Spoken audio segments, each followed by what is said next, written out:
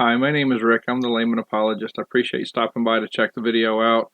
I hope you like the video. I hope you'll stick around and check out some other videos that I make. Today is my first official video I'm making, so it's just a little intro video to kind of let people know what the channel's about and what I'm trying to do. So like I said, my name is Rick. I'm the layman apologist. Debated different names, anonymous apologist, different stuff. I was trying to figure out what I wanted to call it.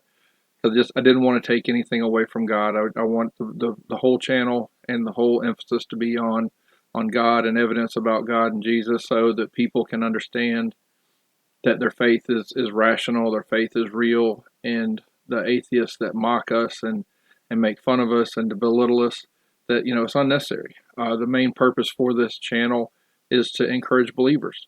I hope other people will watch it. I hope everybody that watches the videos finds them entertaining and educational. I hope that everybody that comes by gets something out of it. And, God willing, somebody will, have a seed planted of doubting their atheism, doubting the things that they have going on, and will hopefully lead them to Christ. But the main purpose, like I said, is for believers. Because for me, I grew up in a non church going family. Only went to church with my grandmother or with friends sometimes. Was I believe saved when I was around 12 or 13.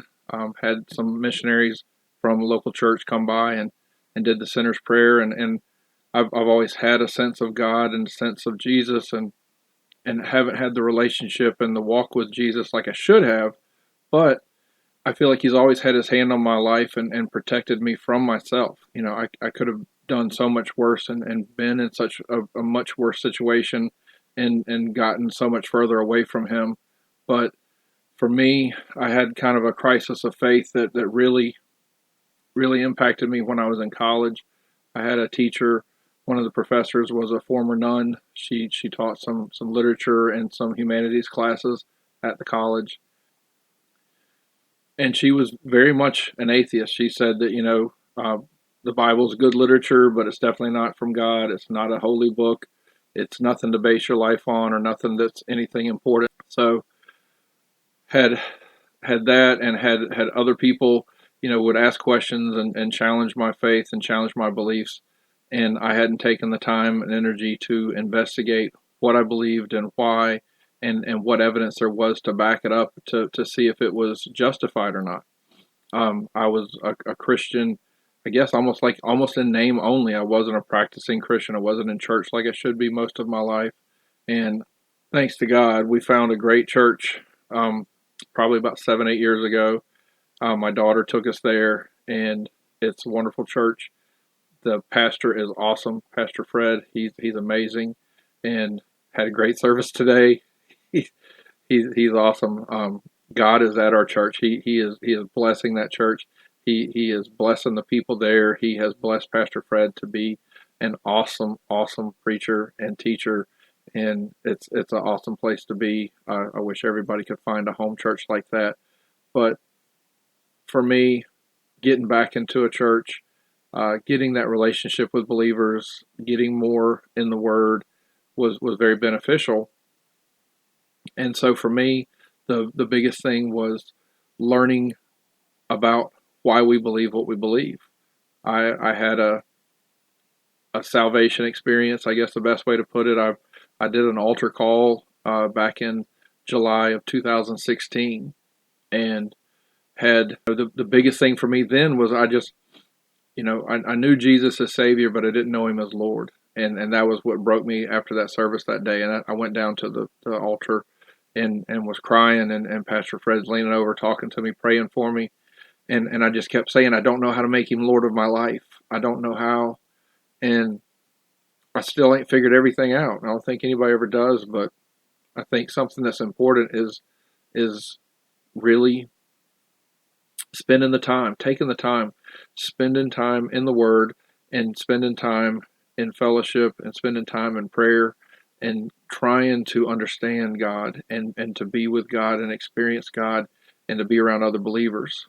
The Bible, I think it's in Hebrews, Pastor Fred was talking about it today, says that, not to neglect being together as some have the habit of doing. It's not going to church and not experiencing time and fellowship with other believers, we strengthen each other, we encourage each other, and it's a good thing. So that's kind of what I'm hoping this channel does. That's what I want to do. I want people to come here, and I want it to be short videos that people can get something out of. I spend anywhere from 3 to 5 hours a day between Bible reading, reading or listening to books on Audible, watching videos from teaching ministries, or watching videos with debates between atheists and Christians, or even just conversations. I've watched some videos that are just conversations. I think it was Lawrence Krauss and Richard Dawkins, the last one I was watching. I've got a lot of different atheists that I follow on YouTube and try to figure out what they believe and why. A lot of the atheists nowadays are very much down on Christians and mocking us for our beliefs and making fun of us like there's no rational reason. I mean, Richard Dawkins' book, The God Delusion, very hard read. I literally could not get through the book on paper. I had to get it on Audible and was finally able to get through it.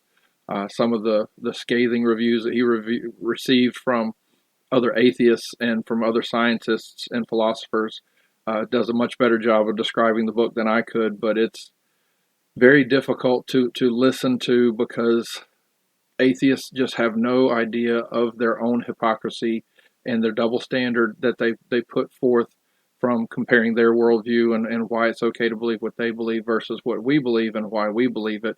And they literally think we're delusional. They literally think we're crazy and think that we're wasting our time. And Richard Dawkins even says that it's child abuse to teach children about God. So it's a very strange world that we're in. And as we go through more videos and stuff, we'll be talking about stuff more specifically and getting into more content. The things that I want to do is point out evidences that I've found, whether it's from books from William Lane Craig, teaching ministries like Bible Thinker that Mike Winger does, some of the different people that I do. I mean, I love Frank Turek. Best book that I have put my hands on, I've got the hardback version, and also listening to it on Audible, is this Evidence That Demands a Verdict by Josh McDowell and Sean McDowell. If you really want to understand Christianity, if you really want to understand the Bible, so Evidence That Demands a Verdict, it's a great book. It gives a lot of good information. It's a big book and can be a little overwhelming to somebody that's not ready for that kind of commitment to get into that information. It's a good resource if somebody wants it. You can just look stuff up and find specific things you're looking for or want to get more information about. God's Crime Scene and Cold Case Christianity by J. Warner Wallace. These guys are awesome, and there's lots of good content. There's lots of good information out there, and it's very disappointing to me because I can see where people get confused. I can see where people don't understand things. But if you really want to know, if you want to invest the time, if you want to figure it out, you will. And I hope other people will. I hope a 10-minute video that I present will drive somebody to go and actually get that book that I got some of the citations from, or to go watch that video that I took citations from. Because some of these teaching ministries, Mike Winger's a great example. He's awesome, but he'll spend 40 to 200 or 300 hours doing research and learning before he puts together a video. And some of his videos, they usually range half hour, an hour, and he's got some that are 3 hours. So I understand there's people out there that can't or won't take the time to go and delve into that stuff.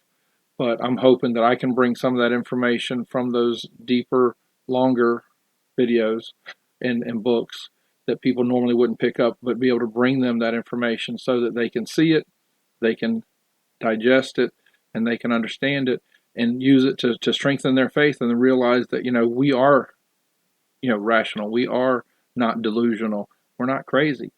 But a little bit more information about me. The reason I settled on layman apologist is because I'm not a pastor. I don't have a master's degree in theology or a PhD in theology.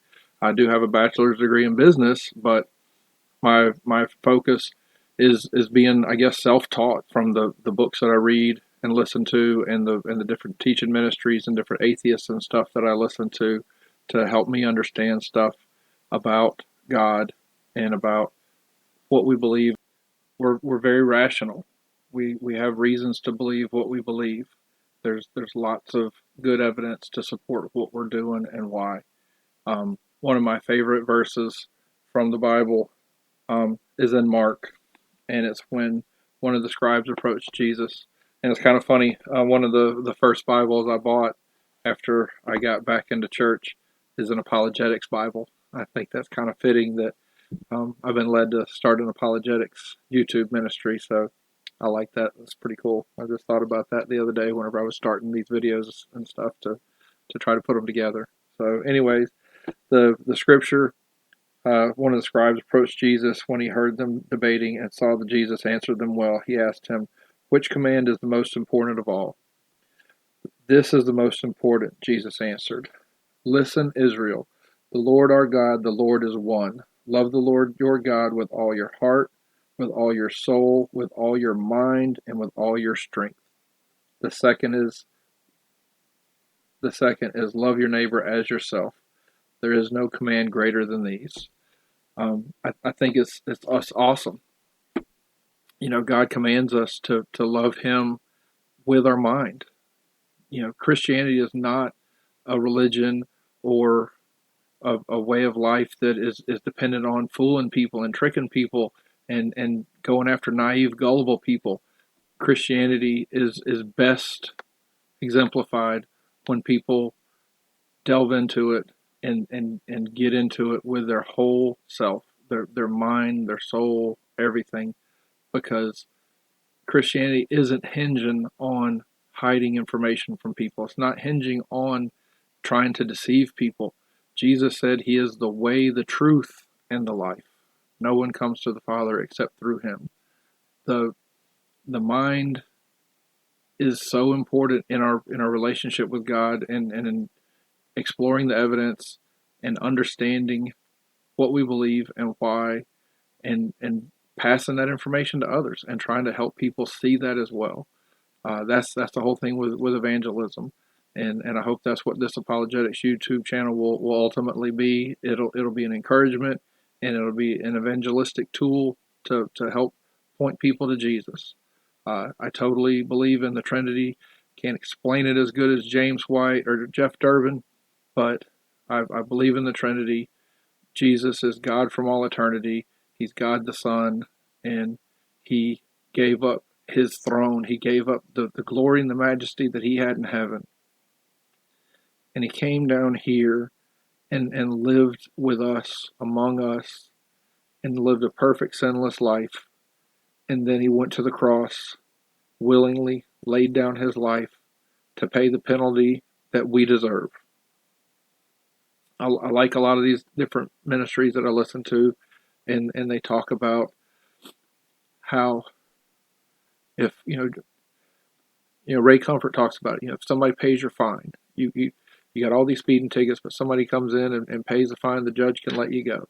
Okay, you've got all these tickets, you're guilty, but your fine's been paid, you're free to go. And that's how it is with God. Our sin separates us from God. Nobody could be perfect. Nobody could be sinless. So there was never going to be a sacrifice pure enough from anything and anyone on earth. So God did it Himself. And He came down and did what we can't do because of His love for us. So I hope these videos help. I hope people are encouraged. I hope that it's something that you'll want to check out again. I'm looking forward to getting into specific evidences and arguments for Christianity and for Jesus and the Bible. But until the next video, if you liked what you saw so far, please hit the like and subscribe button. And I'll see you next time. Peace and love. Bye.